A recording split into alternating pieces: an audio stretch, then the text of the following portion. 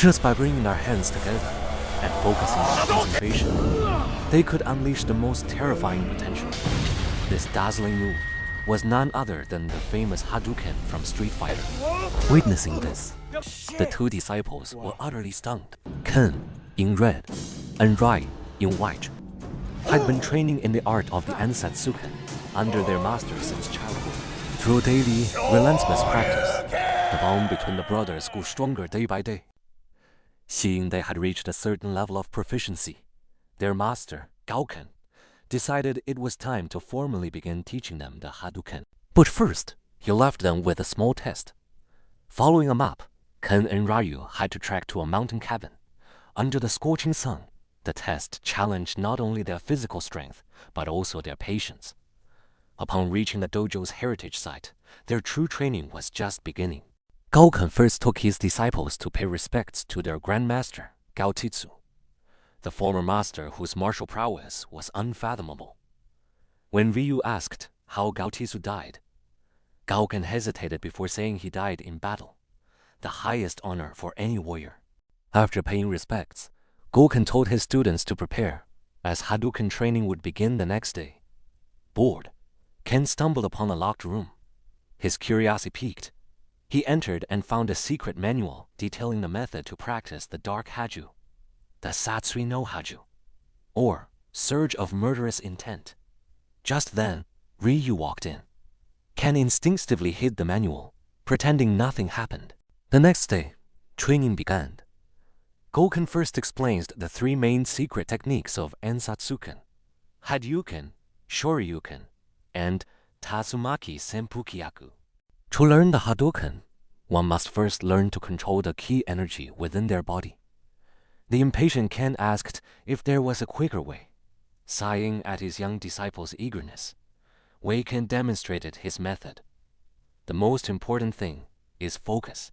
Under the master's guidance, Ryu quickly felt power coalescing in his palms.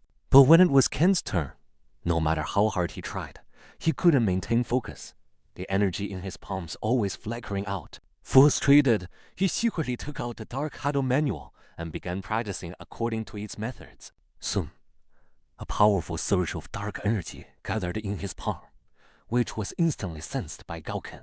The master confronted Ken furiously, demanding to know where he learned the Dark Hadou. Ken tried to lie, but under Gouken's intense pressure, he reluctantly handed over the manual.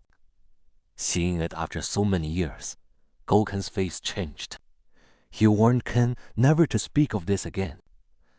After sending the disciples away, Gouken summoned flames in his hand and burned the manual to ashes, unwilling to see the tragedy of the past repeat itself. 20 years ago, a young Gouken and his brother Gouki studied under Master Gaotetsu, learning the Hadouken. However, Gouki, craving ever greater power, secretly studied the forbidden scroll of their school, which detailed the methods of Satsui no Hadou. The Dark Hadou granted immense power, but its backlash was unbearable. All predecessors who practiced it either died from the dark energy's recoil or had their minds corrupted, becoming demons of darkness. These warnings didn't deter Gouki. His insistence on practicing the Dark Hadou enraged Gaotitua, who expelled him from the school. After leaving, Gouki eventually mastered the Dark Hadouken, but it corrupted his mind, turning him into the demon Akuma. Driven by the dark power, he committed unforgivable sins. The next day, Gouken began teaching the true principles of the Hadouken, hoping to guide his disciples away from the wrong path. Suddenly, he sensed a powerful, familiar energy approaching. Realizing the danger, he immediately sent his disciples to fetch water from the mountains, while he waited calmly in the dojo for Gouki's arrival. A red glow flickered on the horizon, reminding Gouken of the battle years ago that cost him his loved ones. It was also when he first witnessed the true power of the Dark Hadou. Even a master like Gaotetsu couldn't easily withstand it.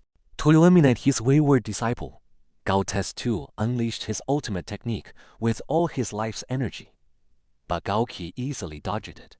Having mastered the Dark Hadou to its peak, Gouki was shrouded in a crimson aura. His Shuan Gaoku Satsu move shook heaven and earth, his strength so overwhelming that the entire school was forced to yield. It turned out that after being expelled, Gouken went deep into the mountains to train. After an unknown time, he found a towering mountain. Stumbling to the summit, he collapsed from exhaustion. When he awoke in a vast cave, an invisible force compelled him to train there. Day after day, year after year, the arduous training seemed endless. Gouken gradually felt the Dark Hadou flowing within him, suffering its backlash and injuries multiple times. But for the pinnacle of martial arts, Gouken refused to give up, even at the risk of death.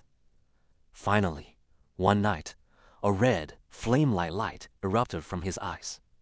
The Dark Hadou was mastered. Had he stopped then, there might have been a chance for redemption. But Gouken continued to research the technique beyond the Dark Hadou, the Shungoku Satsui. Practicing this move was extremely dangerous. Success would make him a legend. Failure would cost his life. To ensure single-minded focus, Gouken burned all remnants of his past. That day, Hadou saw the blood-red sky and knew Gouken had mastered the technique. He would soon return for revenge. Believing he was responsible for creating Gouken's inner demon, Hadou decided to face him alone. Before leaving, he passed all the school's secret techniques to Gouken and entrusted him with the leadership of the school. That day, Gouken saw the blood-red sky and knew Gouken had mastered the technique. He would soon return for revenge. Believing he was responsible for creating Gouken's inner demon, Gouken decided to face him alone.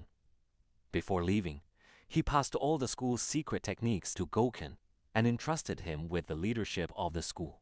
Gouken wanted to accompany his master, but Gouken knew this battle would be fatal.